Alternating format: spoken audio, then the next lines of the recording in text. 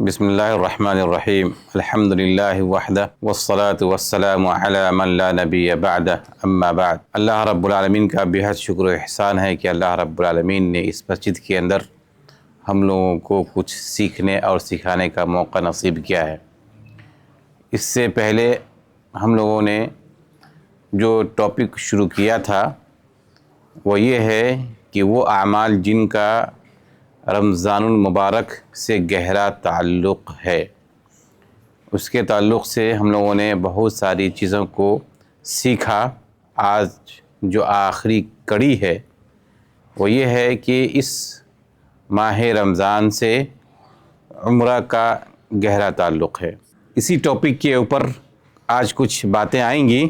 عمرہ کا ارادہ کریں تو سب سے پہلے اپنی نیت کو خالص کریں کہ یہ عمل آپ اللہ رب العالمین کے لیے انجام دے رہے ہیں، اس عمل کے ذریعے اللہ رب العالمین کا تقرب حاصل کر رہے ہیں، اس عمل کے ذریعے اللہ رب العالمین کی خوشنودی حاصل کر رہے ہیں۔ اس عمل کو آپ اپنے لیے ذخیرہ آخرت بنا رہے ہیں۔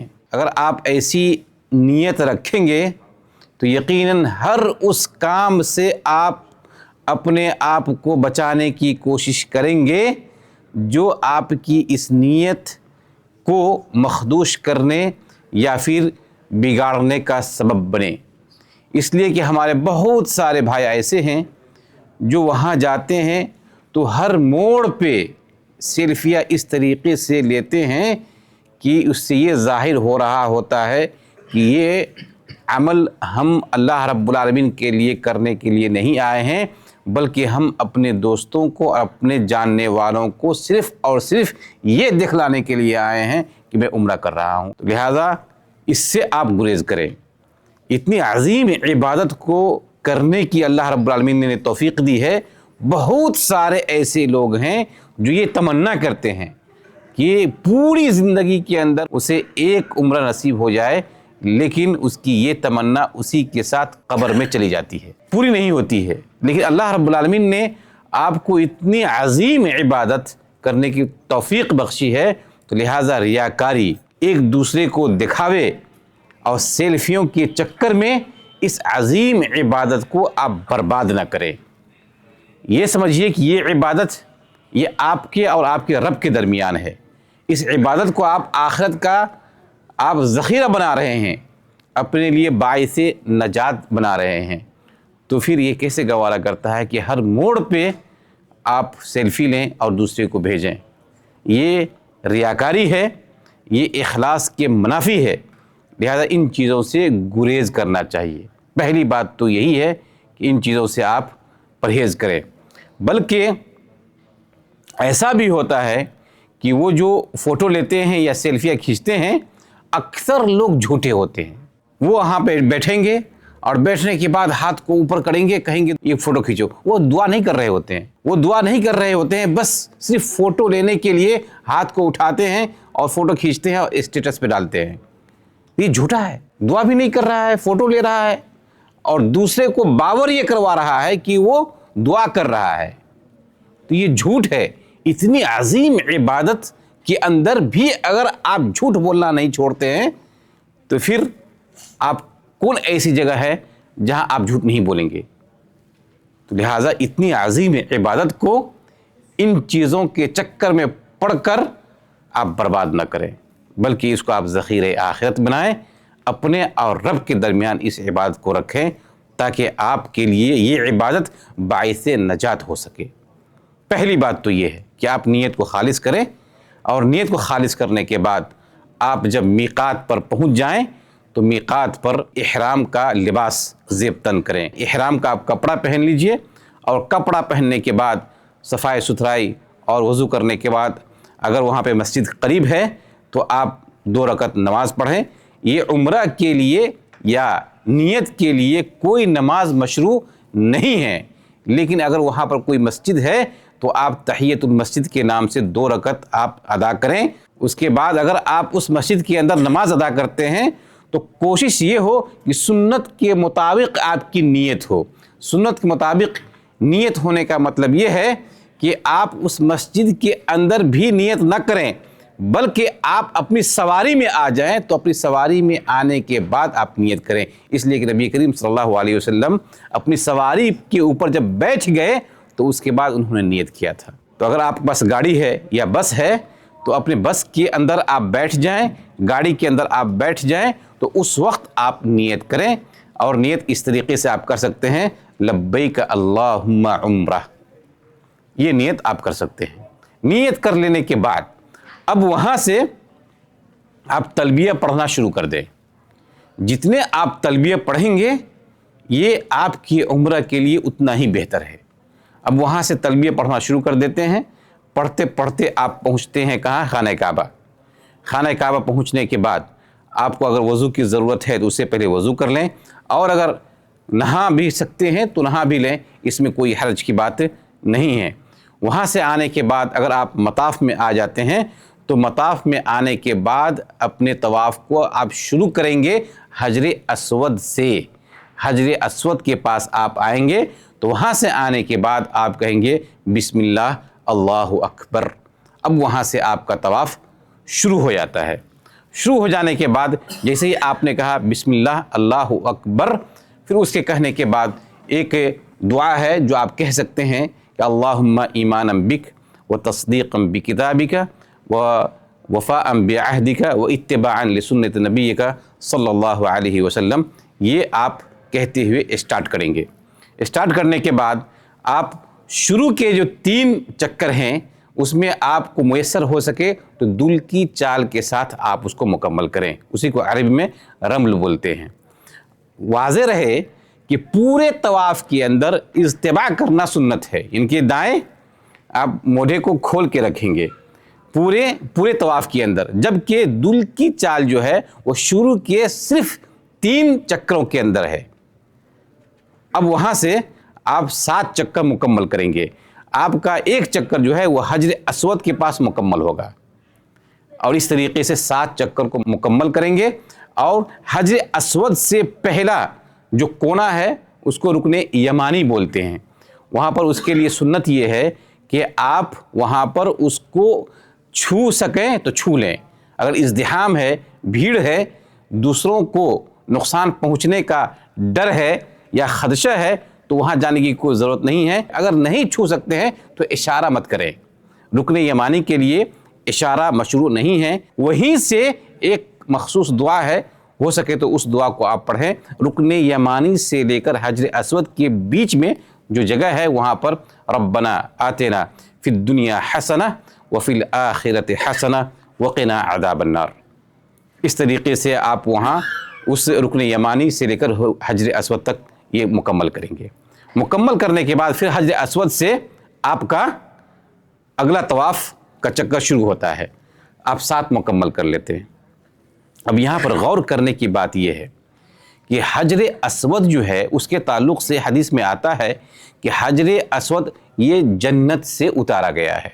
جب جنت سے اس کو اتارا گیا تو دودھ سے زیادہ سفید تھا، اور ابھی جو وہ پتھر ہے وہ سفید ہے یا کالا ہے؟ یقیناً ہم میں سے ہر شخص یہی کہیں گے کہ ابھی وہ پتھر کیا ہے؟ کالا ہے۔ کیوں کالا ہے؟ اس لیے کہ حدیث میں یہ آتا ہے کہ سودتہ خطایا بنی آدم، کہ آدم ان کے بنی آدم کے انسانوں کے گناہوں نے اس پتھر کو کالا کر دیا ہے۔ گویا کہ جب بھی کوئی شخص اس کو بوسہ دیتا ہے یا اشارہ کرتا ہے تو اس شخص کے اندر جتنے گناہ ہیں وہ سارا کا سارا گناہ اس پتھر کے اندر چلا جاتا ہے، اور وہ انسان گناہوں سے پاک ہو جاتا ہے۔ یہ مقصد ہے اس کا۔ اس کے باوجود آپ غور کریں کہ یہاں پر 2 چیزیں ہیں جس کو آپ غور کر سکتے ہیں۔ پہلی بات تو یہ ہے کہ پتھر جو ہے، پتھر وہ اس کے اوپر گناہ کا اثر نظر آیا، وہ بھی انسان نے جو گناہ کیا ہے اس گناہ کا اثر اس پتھر پہ ظاہر ہوا کہ وہ سفید پتھر کالا ہو گیا۔ تو اس سے پیغام یہ ملتا ہے کہ انسان جو گناہ کرتا ہے تو اس گناہ کا اثر اس کے دل کے اوپر کتنا گہرا ہوتا ہے، لہٰذا اس کا دل بھی کالا ہو جاتا ہے اس گناہ کی وجہ سے۔ لہٰذا گناہ کرنے سے پرہیز کریں۔ गुरेज करें ताकि आपका दिल साफ और शफाफ हो, आपका दिल काला ना हो। ये तो बड़ी वजाहत और दलील है कि गुनाह का असर एक पत्थर पे पड़ सकता है, तो फिर उस गुनाह का असर आपके दिल के ऊपर कितना पड़ता होगा। और दूसरी बात यह है कि देखिए, पत्थर ने कोई गुनाह नहीं किया है, बल्कि पत्थर के ऊपर जो गुनाह का असर आया है वो दूसरे के गुनाह का असर आया है। तो अब गौर करें कि एक पत्थर के ऊपर दूसरे के गुनाह का इतना गहरा असर पड़ सकता है, तो वो इंसान जो खुद उसने गलती की है तो उसके ऊपर कितना असर पड़ सकता है। लिहाजा गुनाहों से बचने की ज़रूरत है।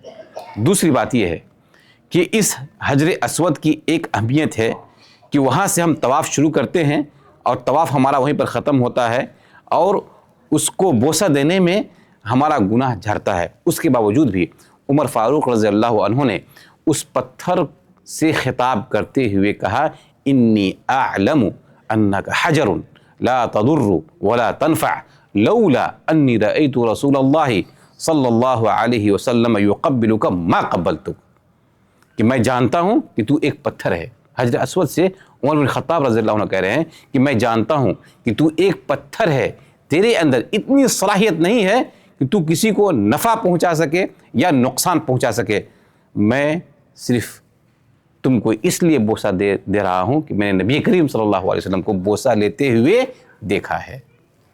यानी कि बोसा भी मैं सिर्फ इसलिए दे रहा हूं कि नबी करीम सल्लल्लाहु अलैहि वसल्लम की सुन्नत की इत्तिबा है, ये तौहीद है। इतने अजीम पत्थर से ये खिताब किया जा रहा है कि तेरे अंदर इतनी सलाहियत नहीं है तो किसी को नफ़ा दे सके या नुकसान पहुंचा सके। तो आज अपने अक़ीदे को टटोलिए कि किस तरीके से हम ऐरे गैर नतु खैर को नफ़ा और नुकसान का मालिक समझे हुए हैं। तो ये है उम्रा से जो पैगाम मिलता है वो ये है। बहरहाल जब वहाँ से आपका 7 चक्कर मुकम्मल हो जाता है तो आप जो मकाम इब्राहीम है, हो सके तो मकाम इब्राहीम और खाना काबा को अपने सामने करते हुए 2 रकत नमाज अदा करें। अगर ये मुयस्सर न हो सके तो मस्जिद हराम के किसी भी कोने में जाकर के आप 2 रकत नमाज अदा कर सकते हैं। और अफजल ये है कि पहली रकत के अंदर कुल या अय्युहल काफिरून पढ़ें और दूसरी रकत के अंदर कुल हुवल्लाहु अहद पढ़ें। उसके बाद वहाँ से आप मुयस्सर हो सके तो ज़मज़म का पानी ज़रूर पीजिए। ज़मज़म का पानी पीने के बाद अब वहाँ से कहाँ जाएंगे? सफ़ा और मरवा की तरफ। यहाँ पर ज़मज़म पानी के ताल्लुक़ से मैं कह दूँ कि ज़मज़म का पानी जो है वो माए मुबारक है। आप जितना चाहे पिएँ और उसके पीते वक्त दुआ करें। कहा माँ ओ ज़मज़म लिमा शूरिब लह, पूरी दुनिया के अंदर सबसे बेहतरीन पानी जो है वो ज़मज़म का पानी है। लिहाजा अगर आपको वहाँ मुयस्सर हो जाए तो कायदे से दिल भर कर वहाँ आप पानी पिएँ और हो सके तो उसे अपने बदन के ऊपर भी छीट लें, ताकि अगर किसी तरीके से नज़र बद या हसद का शिकार है तो अल्लाह रब्बुल आलमीन उसके ज़रिए उससे भी शिफा अता फरमाए। तो ये बड़ी चीज़ है वहाँ पर जो आप कर सकते हैं। फिर उसके बाद आप मुतवज्जह होंगे सफ़ा और मरवा की तरफ। सफ़ा पर जब आप पहुँचेंगे तो क़िबला रुख होकर के आप वहाँ पे दुआ करेंगे और वहाँ पे ये दुआ पढ़ें तो ज़्यादा बेहतर है। वहाँ पर इन्ना सफ़ा वल मरवत मिन शाआइरिल्लाह फमन हज्जल बैत अव इअतमर फला जुनाह अलैहि अन यतवफ़ बिहिमा वमन ततव्वअ खैरन फ़इन्नल्लाह शाकिरुन अलीम। उसके बाद वहाँ पे आप जो पढ़ेंगे वह है ला इलाहा इल्लल्लाह वहदहु ला शरीक लह, ला इलाहा इल्लल्लाह वहदह अनजज़ वअदह नसर अब्दह व हज़मल अहज़ाब वहदह। फिर उसके बाद आप सफ़ा से मरवा की तरफ जाएंगे। उसके बीच रास्ते में आपने देखा होगा कि 2 ग्रीन लाइट है, वहाँ पर तेज़ी के साथ जितना तेज़ी से हो सके चलने की आप कोशिश करें। और जो औरतें हैं, माँ और बहनें हैं, वो अपनी जो उसकी चाल है उसी चाल पे रहेंगी। अगर आप औरत के साथ हैं तो उनके साथ रह सकते हैं, वरना आप तेज़ी से वहाँ से निकल जाएं। फिर आप मरवा पे पहुँचें, मरवा पे भी वही काम करें जो काम आपने यहाँ पर किया था। और करने के बाद सफ़ा से मरवा पहुँचे तो 1 चक्कर, फिर मरवा से आप सफ़ा पर आए तो ये दूसरा चक्कर। तो ये इस तरीके से 7 चक्कर आप मुकम्मल करेंगे और मुकम्मल करने के बाद ये दूसरा काम आपका यहाँ पर ख़त्म हो जाता है। अब वहाँ पर एक बात गौर करने की ये है कि जैसे ही मरवा पर आपका तवाफ़ ख़त्म होगा तो बहुत सारे लोगों को आप देख रहे होंगे कि वहाँ पर बाल काट रहे होते हैं। यहाँ से काटा, यहाँ से काटा, यहाँ से काटा और यहाँ से काटा, और ये कहते हैं तहल्लुल हो गया। इससे कोई फ़ायदा नहीं है। आप उससे جو بال کے حلق کرنے یا چھوٹے کرنے کا جو حکم ہے وہ حکم آپ سے ساقط نہیں ہوتا ہے۔ اگر آپ ایسا کر لیتے ہیں اور واپس آپ اپنے ملک کے اندر آ جاتے ہیں تو اس سے آپ کا عمرہ نہیں ہوگا، لہٰذا اس سے آپ پرہیز کریں۔ آپ وہاں پر باضابطہ جائیں سیلون کے اندر، یا اگر آپ کا کوئی دوست ہے اچھی طریقے سے بال کو حلق کر سکتا ہے تو آپ کروا لیں۔ بال کو حلق کریں، یہ افضل ہے، کیونکہ نبی کریم صلی اللہ علیہ وسلم نے 3 بار حلق کرنے والوں کے لیے رحمت کی دعا کی ہے۔ اگر ہو سکے تو پھر یہی کام کریں، نہیں تو بال کو بھی چھوٹے کر سکتے ہیں، تقصیر جس کو بولتے ہیں، بال کو چھوٹا کر لیں، اس کے بعد آپ کا عمرہ مکمل ہو جاتا ہے۔ اب یہاں پر ایک جو آخری بات ہے وہ سمجھنے کی ہے، عمرہ جو طواف اور صفا مروہ کی سعی جو آپ کر رہے ہیں، صرف دوڑ دوڑ کر کے کر لینے کا نام ہی عمرہ نہیں ہے، بلکہ آپ کوشش یہ کریں کہ عمرہ کی جو روح ہے اس میں اللہ رب العالمین کو جو یاد کرنا ہے، اپنے لیے جو دعائیں کرنی ہیں، ان تمام چیزوں کو آپ ملحوظ خاطر رکھیں۔